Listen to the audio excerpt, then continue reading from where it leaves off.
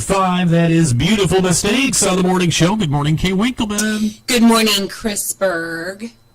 How are you today? Happy Wednesday. Oh, well, I was better yesterday because it was...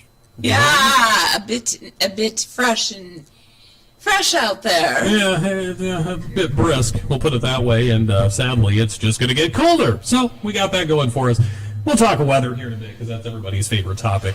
Everybody else's favorite topic, though, is talking about city stuff with Steve Diers. Good morning. Oh, good grief. Good morning. You know, like budgets and all that. Everybody's favorite topic. Which actually is that's on our agenda today. Okay. But first and foremost, a more serious note. Let's go ahead and talk about the passing of Street Superintendent Dirk Uetz. Funeral was, I believe, last Friday. Yeah, last Friday. Yeah. You know, everybody's familiar with Dirk. Everybody knows Dirk, and just a terrible loss for his family, the community, the city. We're going to miss him dearly, and just, you know, certainly shared our thoughts and prayers with the family, and he'll be hard to replace, and it's still hard to believe that he's gone, but he's quite a guy. You shared something with us at Rotary last week that I thought was so special about him, and that you visited him on one of his final days, and when he was still able to communicate and talk, and you were asking his opinion of some purchase or something. And he still had his opinion. And very much so. I said, you know, I know we've been talking about a sewer jetter. You know, that's the big thing that goes around and cleans out the sewers, and they don't give those away. And so I was asking, what do you think? What do you think it's going to take to replace one of those? Hoping it'd be around $275,000. And he's like, no, it's probably going to be closer to $350,000. And so, you know, it's just, you know, and we talked about a number of different things, and he was just, he loved always looking out for the city. He was. So, yeah, as we go through this time with the city, everybody just bear that in mind, that we're transitioning from having Dirk there, and and so we're just trying to get through there like everybody else is. So We're going to miss him. Definitely. Now, is there any updates on the replacement of the superintendent positions? So, you know, we're going through that process right now.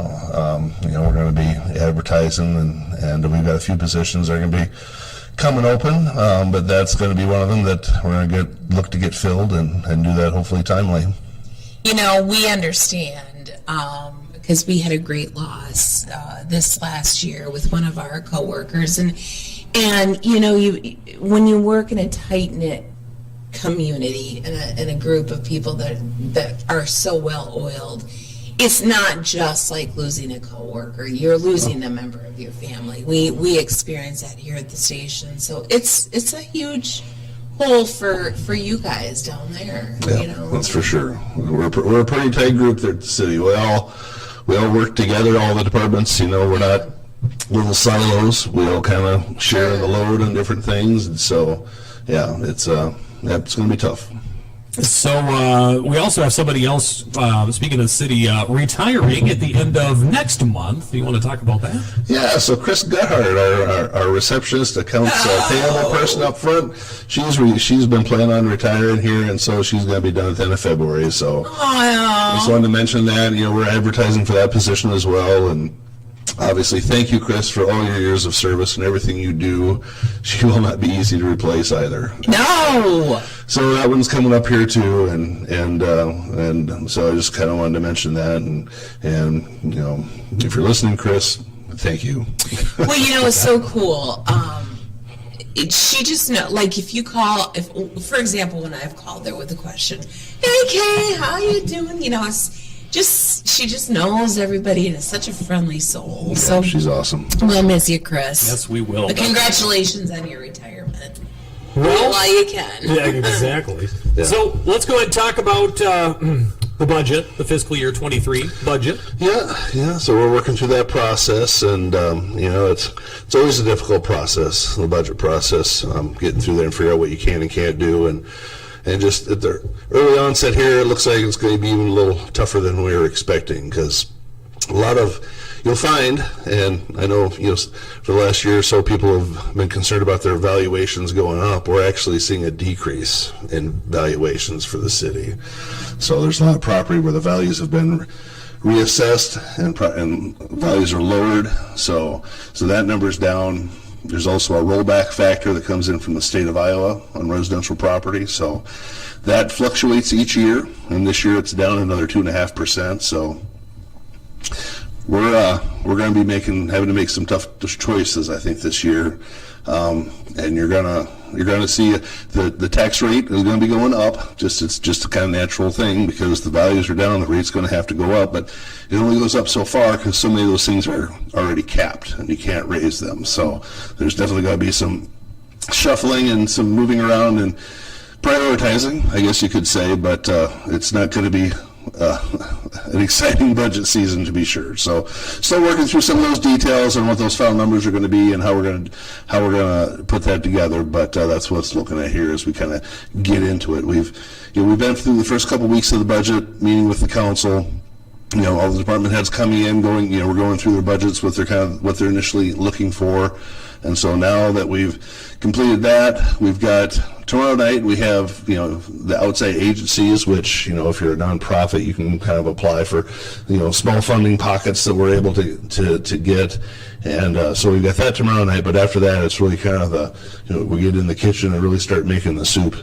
And so we'll see what comes out on the other side. Your analogies are so awesome. I love it. You're putting your middle school math skills to good use, Steve. Hopefully our soup doesn't have like a tin can and an old boot in it, but I'm not making any promises just yet. Oh my goodness.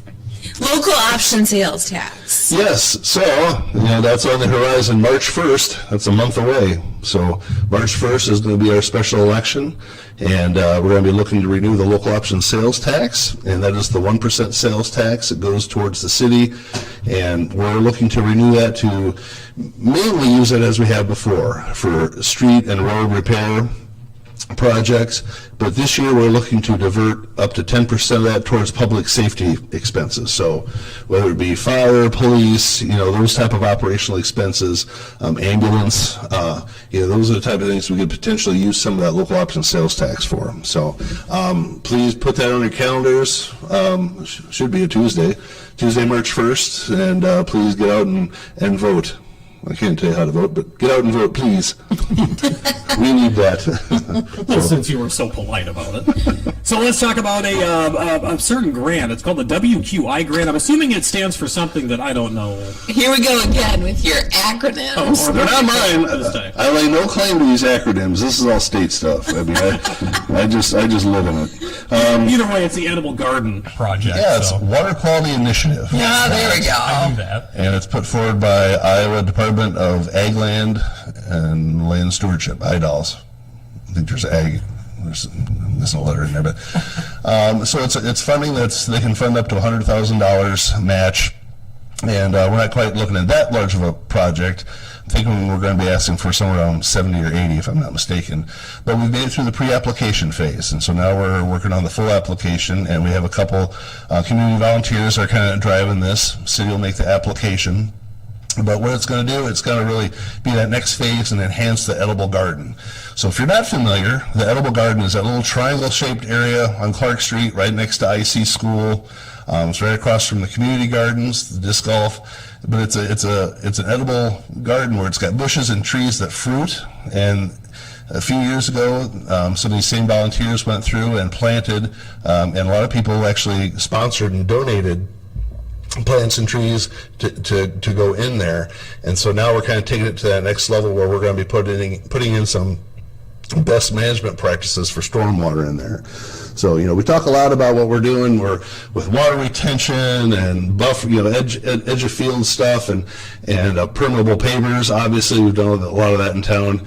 We're actually going to see that in a smaller setting. So you're going to see examples of water runoff being caught and detained, and you're going to see some grass permeable pavers. You're going to see some other cool things in that area to kind of show what you can do. The idea is, what can you do as a homeowner, as a property owner on your own property in a smaller setting type of thing. So cool. So this grant's going to help fund that. The rest of the funding is going to come from donations and our sponsored project dollars. So part of our WARF project, We've got sponsored project grants coming out of that, so we're going to use some of that money we're getting from that to match this grant. So won't be any out-of-pocket expense to the city. It'll be the sponsored project dollars we've been granted, and we get this grant, it'll kind of take the other half. So look for that happening this summer. Cool. Is that kind of unique to Charles City, edible gardens, or is that elsewhere in the state too? I think you see them here and there. I can't think of any other offhand. I'm sure there are. I know there are.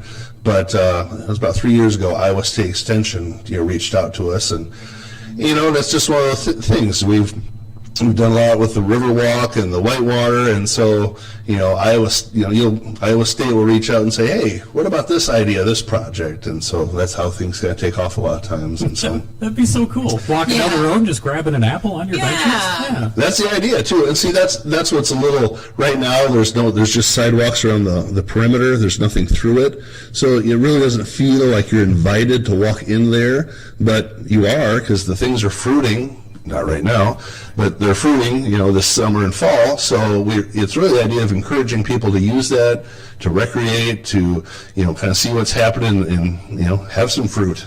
Yeah. I think there's walnuts now, but if you can find them, but.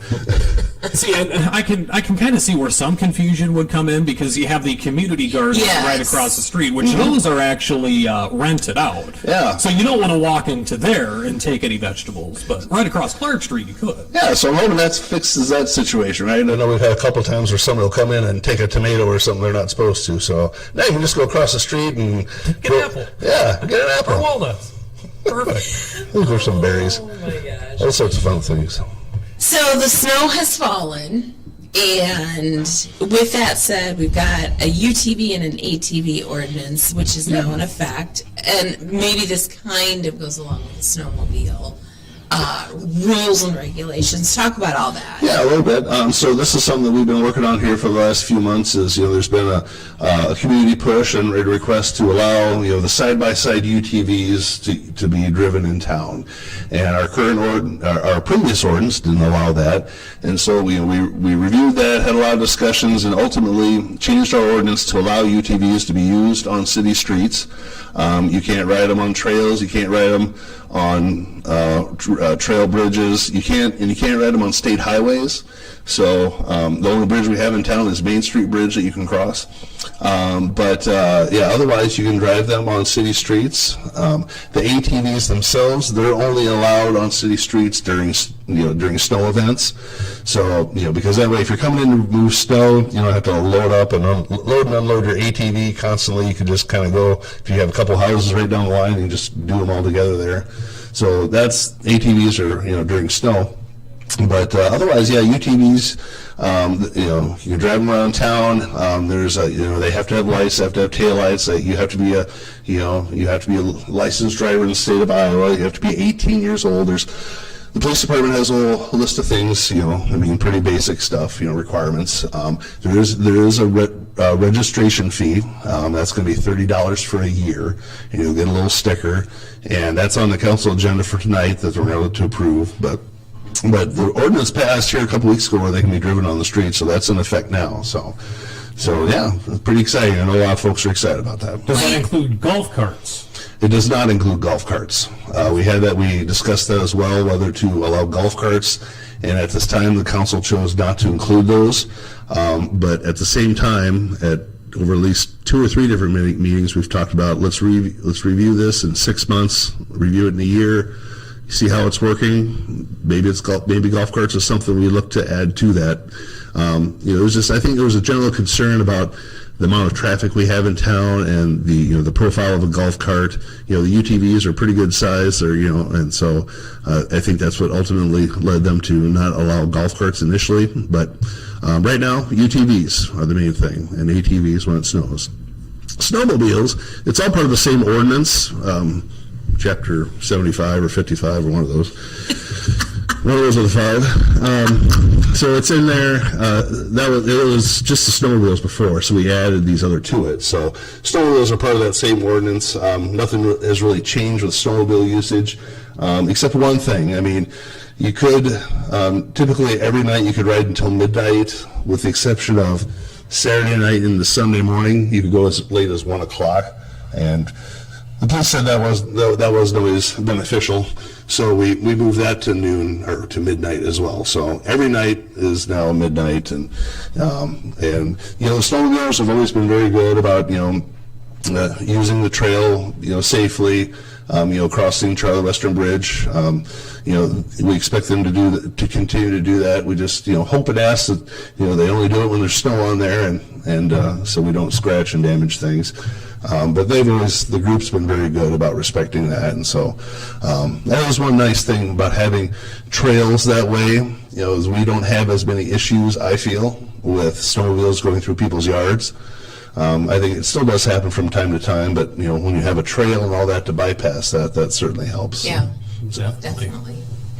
Well, as always, you had a whole lot of information. Anything else? I don't know. I'm trying to You're think. looking at me. We've ended our portion of the meeting, That's all I can think of, I guess. except for, of course, your awesome song request. That's right. And we'll have to get to that request coming up after a nearly impossible quiz, because we're running a little bit over, but, all great topics. So thanks for stopping in. So, Absolutely. Thanks for having me. all right, it's 8:40 on the morning show. We got your nearly impossible quiz coming up here on KCHA. Hang on. Out with the old and in with the new. This is Rose.